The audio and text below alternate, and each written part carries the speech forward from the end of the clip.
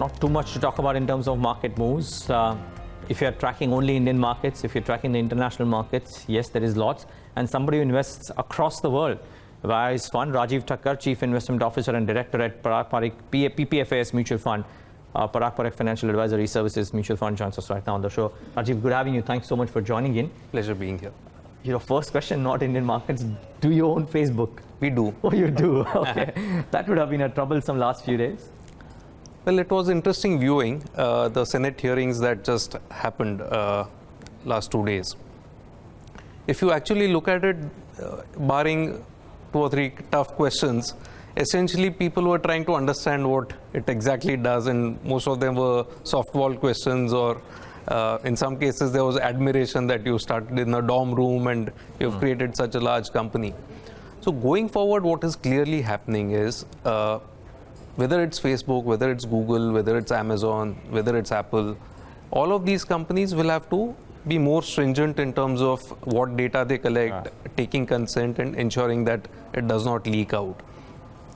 Now, there is recognition that bulk of what happened was at Cambridge Analytica end, and the guilt of Facebook was in terms of not being stringent enough rather than actively participating in the whole thing. Sure. So I think Europe has already passed a legislation which is coming into effect 23rd May. I think US and other countries will follow suit, something on those lines.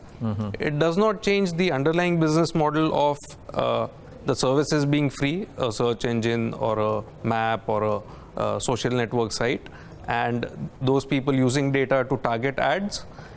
What happens is it becomes more stringent in terms of what data can be collected, and you can't, for example, you can't target on race. Someone advertising on letting out property, you can't say I'll not give to a person of this color or a person of this religion. So some of those things will be tightened, sure. Having said that, I mean, that was just a tongue-in-cheek question, really. How are you viewing the global market developments? I mean, be it what's happened to Facebook, yes, but all that's happening around the world, Trump, Syria, Trump, China, Trump, everybody. And what does that mean for markets? Are you deploying money at a hectic pace, or have you, like some of the other AMCs, taken a call to be a slightly higher proportion on cash? So our March fact sheet came out, and as on 31st March, we are at 24% cash still. 24% cash? Cash and arbitrage positions, yes. Wow, why that? It's not that we are looking at a crash or we are extremely bearish. It's just that attractive opportunities have been hard to come by. And we are sure we'll get opportunities. It may not be market-wide, it may be on a stock-specific basis. So I think globally attention is on geopolitical things. In the US, what's happening to Trump. In India, we are moving into general elections. But to my mind, that's not the main story. The main story is the tapering off of the Fed balance sheet and the coming to an end of Europe putting in money. So all along we have been having this liquidity pumped up into the markets on a continuous basis. Now whether we'll have withdrawal symptoms or not, that's the question. So essentially one has to look at what's happening to the fixed income markets, the bonds. The more than a decade cycle of continuously lowering interest rates, that has turned now very quickly. And equity valuations globally have been more driven by re-rating rather than core earnings growth. So I think going forward, it will more follow the earnings growth trajectory rather than just something which was quoting at 50 times earnings becoming 60 times earnings now. Right. That may not sustain going forward. Okay, Rajeev, so if that withdrawal does happen, say in the next 1 year or 2 years, what sort of impact can India have and in the Indian markets have? So impact will be different on different companies. People who are cash rich will obviously start earning more money on their treasury operations. Right. They'll have acquisition opportunities and things like that. The worrying part is people who depend on short-term liquidity or who are leveraged and they see an uptick in interest rates or withdrawal of liquidity. So some of the financials, for example, especially the NBFC space, On one hand, they've gone at a breakneck speed in terms of lending money. Now, Right. when you lend money, it looks all good. Eventually, the asset book has to be seasoned. So that's on the asset side. And on the liability side, a lot of these people depend on money markets and short-term borrowings. So that could have an impact. So you have to be sector specific or stock specific in terms of impact Right. of this happening. So Rajeev, I'm going to stick with the financial space. You do own a lot of banks from the private sector. And there's a lot has been spoken about recently.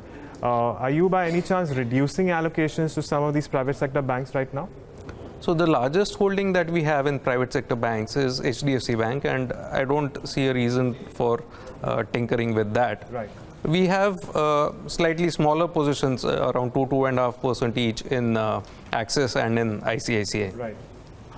Now, reason for choosing these banks is that despite their troubles on the asset side, these banks have a strong retail franchise, and that can be demonstrated in terms of they're paying, let's say, 3.5% on savings deposits versus the newer players having to pay 5, 6, 7%.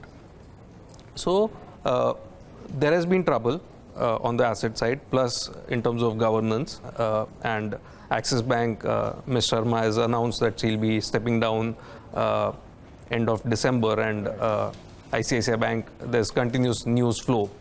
However, interesting point was that the change in management announcement at Axis Bank market took it in its stride. In fact, ironically, the share price went up. So irrespective of what happens at the management level in ICICI Bank, I think that thing is factored into the price.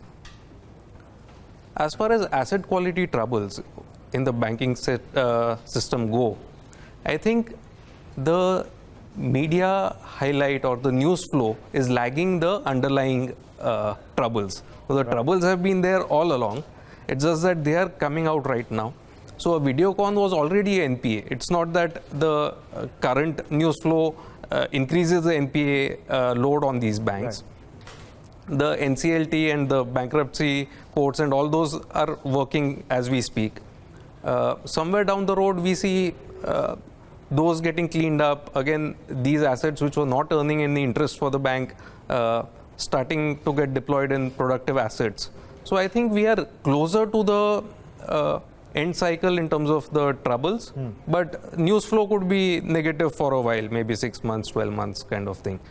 Today, the good part is that we are talking about fixing liabilities on either promoters or bank officials who were hand in hand and who are causing losses. Right. So it's essentially about placing the responsibility. It does not impact on the NPA numbers that have been reported so much. Okay.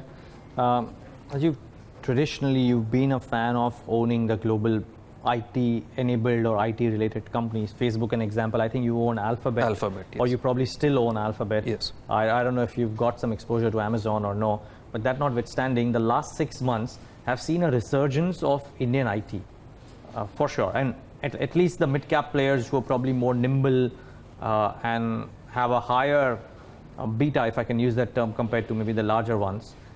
Are you selectively finding companies which have good business models and can scale up materially over the course of next 3, 4, 5 years within the Indian IT landscape at all? Sure. So we do own a couple of Indian IT names. We own Persistent Systems and we own a small position in Emphasis. But both these are not comparable. So in the Facebook hearings, for example, one of the primary questions was, are you a media company now? Or Amazon, we don't own Amazon, but Amazon is essentially a retailing company enabled by the technology, but it's essentially a retail company. Or Google is essentially the yellow pages for a digital age. So both are very, very different. Indian IT valuations are depressed. There may be selective opportunities, but I don't think they'll go back to their glory days. Those seem to be behind them, and it will be incremental. It will be a slow growth. So why do you own these names? I mean, do you believe that these two probably could defy the trend and go back to glory days? They may not go back to glory days, or I don't think these will be the next Infosys or TCSs in India. but they have, for example, Persistent has a somewhat differentiated offering in terms of focus on analytics, cloud, social media, and things like that.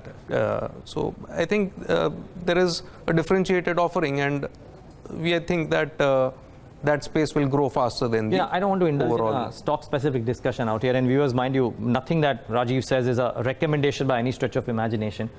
But having said that, it's been Persistent, for example, just from a business perspective, has been the one which has promised for a really long time now. Somehow hasn't been able to deliver to the promise that it held. I know of almost everybody who owns Persistent saying that, oh, it's a different company. But hey, the stock hasn't done anything, right? I mean, a bunch of others have actually come back and gone up, given 2x, 3x returns in the last 9 odd months, 12 odd months. This one, and they've given a warning for Q4 yet again. Correct. So there's somehow it seems to be that that big push for delivery doesn't seem to be coming in, except 1 or 2 companies in the IT landscape.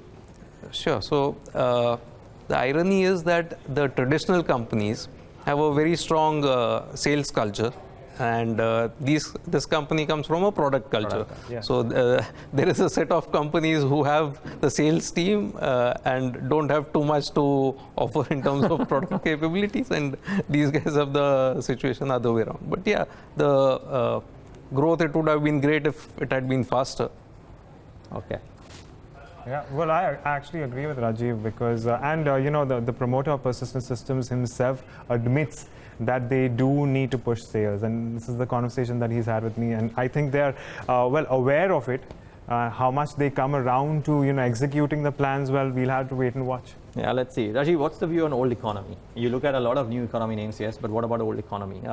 Some of them starting to make a comeback. The conversation usually is right now that capacity utilization at some point of time will pick up, and that will materially drive earnings for some of the old economy companies, be it cement, be it cap goods. Are you sanguine on the prospects? Cap goods, I think it could take a while. That's my guess. Cement, currently we don't own anything. We are watching the space. I think almost everyone expects things to turn around and prices to go up and capacity utilization to go up. So I think to some extent it may already be in the price. We own a couple of auto names. We own Suzuki, which is essentially a play on Maruti in India, and we own Bajaj Auto as a proxy. So we have some auto positions as well. Interesting. At least the last couple of questions from our end, Rajeev, and one would be on whether or not you're playing consumption in a meaningful way. Again, Bajaj Auto could well be a way to do that. But what about pure play consumers? Be it staples, be it discretionary. And discretionary by far has outstripped its rival, at least in terms of stock market performance over the last 3 or 4 years. Maybe earning multiples for discretionary is now starting to match what staples have traditionally held. What does one do now? So I think although it's auto, it's essentially a play on consumer discretionary spend in terms of Suzuki. So that's our play over there. We own Zydus Wellness, which is again a consumer-focused company, not really into the pharma space. Consumer staples has been our favorite hunting ground, even discretionary, but valuations just don't make sense. The risk-reward ratio is too adverse in that space. So I haven't built conviction to buy too many in that space. It's the last hiding spot for a lot of people because nothing else seems to be working. So entire money has piled into this space, making valuations very, very expensive. Rajeev, so much appreciate you taking the time out and being with us.